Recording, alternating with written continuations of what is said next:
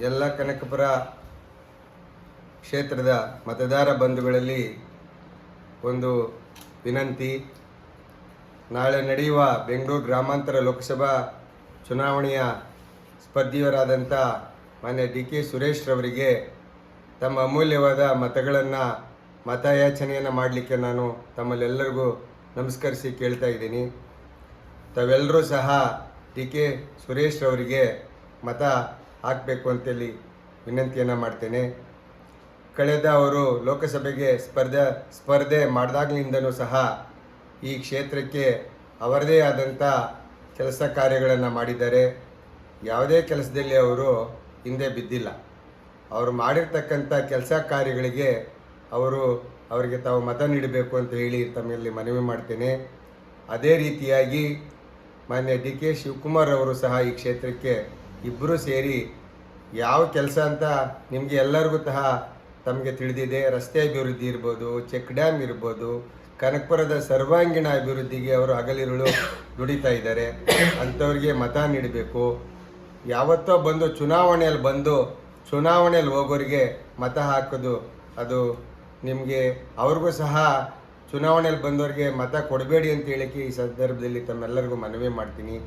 ಯಾವಾಗಲೂ ನಿಮ್ಮ ಜೊತೆಯಲ್ಲಿದ್ದು ನಿಮ್ಗೆ ಒಡನಾಡಿಯಾಗಿ ಕ್ಷೇತ್ರದ ಬಗ್ಗೆ ಅವರು ತಗೊಳ್ಳುವಂಥ ಒಂದು ಕಾಳಜಿ ಮುಖಾಂತರ ತಮ್ಮೆಲ್ಲರೂ ಸಹ ನಿಮ್ಮ ಮನವನ್ನು ಸೆಳೆದಿದ್ದಾರೆ. ಅವರಿಗೆ ತಾವೆಲ್ಲರೂ ಸಹ ತಮ್ಮ ಅಮೂಲ್ಯವಾದ ಮತವನ್ನು ಕೊಡಬೇಕು. ಇಂಥ ನಂಬರ್ 1 ಸಂಸದರು ಅಂತೇಳಿ ಅವರಿಗೆ ಲೋಕಸಭೆಯಲ್ಲಿ ಸರ್ಟಿಫಿಕೇಟನ್ನು ಕೊಟ್ಟಿದ್ದಾರೆ. ಅಂಥ ಸದಸ್ಯರನ್ನು ತಾವೆಲ್ಲರೂ ಸಹ ಉಳಿಸ್ಕೊಬೇಕು. ಅವರಿಗೆ ಪುನರಾಯ್ಕೆಯನ್ನು ತಾವೆಲ್ಲ ಮಾಡಬೇಕು ಅಂತೇಳಿ ತಮ್ಮಲ್ಲಿ ಮನವಿಯನ್ನು ಮಾಡ್ತೇನೆ. ಮತ್ತು ಒಂದು ಅಪಪ್ರಚಾರವನ್ನು ಮಾಡ್ತಾ ಇದ್ದಾರೆ. ಏನಂತ ಹೇಳಿದರೆ, ಮಂಜುನಾಥರವರು ಹೃದಯವಂತರು, ಅವರು ವಿಶಾಲವಂತರು, ಅವ್ರಿಗೆ ಮತ ಕೊಡಬೇಕು ಅಂತ ಹೇಳಿ ಕೇಳ್ತಿದ್ದಾರೆ. ತಮ್ಮಲ್ಲೆಲ್ಲರಿಗೂ ಒಂದು ಮನವಿ ಮಾಡೋದು ಅಂತ ಹೇಳಿದ್ರೆ, ಮಂಜುನಾಥರವರು ಒಳ್ಳೆಯವರೇ ನಿಜ.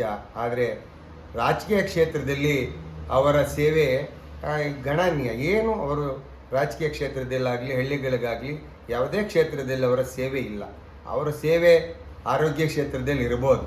ಆದಂಥ ಈ ಕ್ಷೇತ್ರದಲ್ಲಿ ದುಡ್ದಂಥವ್ರಿಗೆ, ನಾವು ಸೇವೆ ಮಾಡಿದಂಥವ್ರಿಗೆ ಕೂಲಿ ಕೊಡೋದು ವಾಡಿಕೆ. ನಮ್ಮ ಮನೆಯಲ್ಲಿ ಯಾರು ಕೆಲಸ ಮಾಡ್ತಾರೆ ಅವರಿಗೆ ಕೂಲಿ ಕೊಡೋದು ನಮ್ಮದು ವಾಡಿಕೆ. ನಮಗೆ ದುಡ್ದಿದ್ದಾರೆ. ನಮ್ಮ ಕ್ಷೇತ್ರಕ್ಕೆ, ಅವರ ಬೆಂಗಳೂರು ಗ್ರಾಮಾಂತರ ಕ್ಷೇತ್ರಕ್ಕೆ ಅವರಿಗೆ ಹಗಲಿರುಳು ಅವ್ರ ಜೀವನವನ್ನೇ ಮುಡುಪಾಗಿಟ್ಟು ಈ ಕ್ಷೇತ್ರವನ್ನು ಅವರು ಕಾಪಾಡಿದ್ದಾರೆ.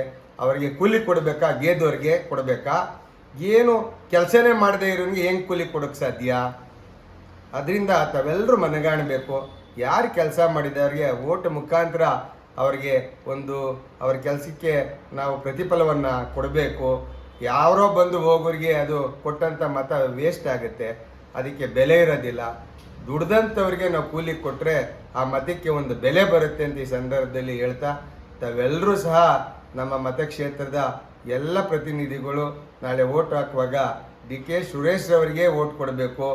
ನೀವು ಓಟ್ ಕೊಟ್ಟರೆ ಇನ್ನು ಮುಂದೆ 5 ವರ್ಷ ಕಾಂಗ್ರೆಸ್ ಸರ್ಕಾರ ಇರುತ್ತೆ, ಅಭಿವೃದ್ಧಿ ಆಗುತ್ತೆ, ನಮ್ಮ ಕ್ಷೇತ್ರ ಅಭಿವೃದ್ಧಿ ಆಗುತ್ತೆ, ನಮ್ಮ ಲೋಕಸಭಾ ಕ್ಷೇತ್ರ ಅಭಿವೃದ್ಧಿ ಆಗುತ್ತೆ. ಹಾಗಾಗಿ ಅದನ್ನು ಮನಗಂಡು ಇಲ್ಲಿ ಯಾವುದೇ BJP ಸರ್ಕಾರ ಈ ರಾಜ್ಯದಲ್ಲಿ ಇಲ್ಲ. ಇರತಕ್ಕಂಥದ್ದು ಕಾಂಗ್ರೆಸ್ ಸರ್ಕಾರ. ಇನ್ನು ಹೆಚ್ಚಿನ ಅಭಿವೃದ್ಧಿಯನ್ನು ಈ ಕ್ಷೇತ್ರಕ್ಕೆ ಮಾಡ್ತಾರೆ. ತಮ್ಮೆಲ್ಲರಿಗೂ ಸಹ ಅವ್ರು ಮಾಡ್ತಾರೆ ಅನ್ನೋ ಒಂದು ನಂಬಿಕೆ ಇದೆ. ಈಗಾಗಲೇ ಕನಕಪುರ ಚಿತ್ರಣವನ್ನೇ ಅವರು ಬದಲಿಸಿದ್ದಾರೆ. ರಸ್ತೆ ಯಾವ ಹಳ್ಳಿಗೆ ಹೋದರೂ ಯಾವುದೇ ರಸ್ತೆ ಉಳಿದಿಲ್ಲ, ಮೋರಿ ಉಳಿದಿಲ್ಲ, ಯಾವುದೇ ಟಾರ್ ರಸ್ತೆ ಇರ್ಬೋದು. ಬಹಳ ಸುಸರ್ಜಿತವಾಗಿ ಒಂದು ಜಿಲ್ಲೆಯನ್ನು ಹೋಲುವ ರೀತಿ ನಮ್ಮ ಕನಕಪುರ ಇವತ್ತು ಬೆಳೆದಿದೆ, ಬೃಹದಾಕಾರವಾಗಿ ಬೆಳೆದಿದೆ. ಅದಕ್ಕೋಸ್ಕರ ತಮ್ಮ ಅಮೂಲ್ಯವಾದ ಮತವನ್ನು ಈ ಕ್ಷೇತ್ರದ ಅಭಿವೃದ್ಧಿಗೋಸ್ಕರ ದುಡಿಯತಕ್ಕಂಥ ನಮ್ಮ ಡಿ.ಕೆ. ಸುರೇಶ್ ಅವರಿಗೆ ಮತ ನೀಡಬೇಕು ಅಂತೇಳಿ ಈ ಮೂಲಕ ತಮ್ಮಲ್ಲಿ ಕಳಕಳಿಯ ಮನವಿ.